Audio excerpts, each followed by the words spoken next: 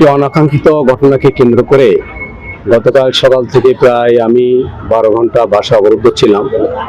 আমার বাসা কিছু শৃঙ্খল যুবক যারা ভাঙচুরও করেছে। আমার বাসার সামনে একটি মাদ্রাসা আছে, মাদ্রাসা তো শরিয়া, একটি মসজিদ আছে। এই মাদ্রাসা মসজিদ প্রতিষ্ঠার ক্ষেত্রে আমি অবদান রেখেছিলাম। মালিক কর্তৃপক্ষ সবকিছুই জানে। মাদ্রাসার বিভিন্নভাবে কালেকশন করে সহযোগিতা করা, মসজিদের এসি কিনে দেওয়া, সহযোগিতা করা, প্রতিষ্ঠা লগ্ন থেকে আমি ছিলাম। আমি সার্বিক সহযোগিতা করেছি, এলাকার সকল মানুষ সেটা জানে।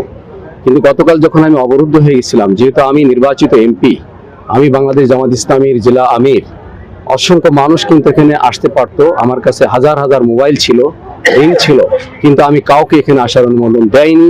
এই কারণে যে যারা আজকে যে জনগণকে ভিন্ন মেসেজ দিয়ে ভুল বুঝিয়ে এখানে আনা হয়েছে, আমি চাইনি তাদের সাথে আমাদের সাথে কোনো সংঘর্ষ হোক। তারা আমাদেরই ভোটার, এদেশেরই জনগণ। আমি জনগণের বিপক্ষে কোনো ভূমিকা নিতে চাইনি। এই কারণে আমি নিজে ক্ষতিগ্রস্ত হলেও আমি ধৈর্য ধারণ করেছি এবং প্রশাসনের মাধ্যমে একটা সুরাহা হোক, আমি সেটাই চেয়েছি। এতে হয়তো অনেকে অনেক কিছু বলতে পারে যে আপনারা এত বড় দল, 5 জন এমপি যশোরে, আপনারা কিছুই করলেন না কেন। কিন্তু আমি দেখলাম এখানে যদি আমাদের হাজার হাজার জনগণ চলে আসে, তাহলে এখানে এই সাধারণ জনগণের সাথে একটা হিসিং হবে, মাদ্রাসা কর্তৃপক্ষের সাথে হিসিং হবে। এটা আমি কখনোই চাইনি, কারণ আমি তো মাদ্রাসার পক্ষে, মাদ্রাসায় ছাত্র পড়ুকের পক্ষে কিন্তু আমি আছি। আর একটা বিষয় আমি বলতে চাই, গতকাল ঘটনায় আমাদের যশোরের মাননীয় মন্ত্রী অনিন্দ্য ইসলাম অমিত, তিনি আমার সাথে 2বার কথা বলেছিলেন। প্রশাসনকে দিয়ে এবং তার কর্মীদেরকে দিয়েও এই অনাকাঙ্ক্ষিত ঘটনা বা যে মব সৃষ্টি করা হয়েছিল, আমার বাসা ভাঙচুর করা হয়েছিল, তাদের নেতৃবৃন্দকে দিয়ে পরিবেশটা শান্ত করার তিনি চেষ্টা করেছেন। এই জন্য আমি মাননীয় মন্ত্রীকেও ধন্যবাদ জানিয়েছি। অনাকাঙ্ক্ষিত ঘটনা ঘটেছিল যশোরে, তার প্রেক্ষিতে সেখানে আমাদের পুলিশ মহোদয়, আমরা রাতে অনেকবার কথা বলেছি এবং সকল পক্ষকে নিয়ে আসতে বসার সময় ছিল।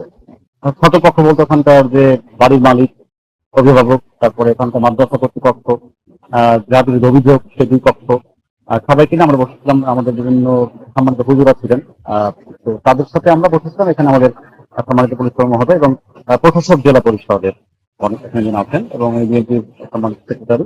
আমরা বসে এখানে আলোচনা করেছি। আলোচনা করে তাদের সবার কথা শোনার পরে শেষে যেটা আমরা সিদ্ধান্ত উপনীত হয়েছি, এখানে সকল পক্ষই তাদের ভুল বুঝতে পেরেছে এবং যা পক্ষ থেকে ভুল বোঝাবুঝি ছিল তারা এখানে ক্ষমাপ্রাপ্ত হয়েছেন।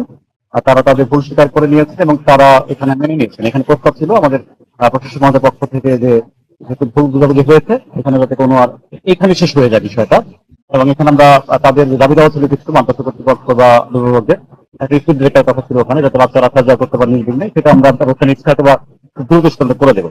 এছাড়া তাদের যে ছোটখাটো বিষয় যে মাদ্রাসায় বসার সেটা আমরা চেষ্টা করবো করার জন্য। এছাড়া অন্য কোনো বিষয় ছিল না। তারা একটা মানে ভুল বোঝাবুঝিতে অবস্থান করে তারা 2 পক্ষের কথা বলেছে এবং এখানে এই মুহূর্তে কোনো সমস্যা নেই। তারা 2 পক্ষ মেনে নিয়েছে। আমরা একেবারেই একসাথে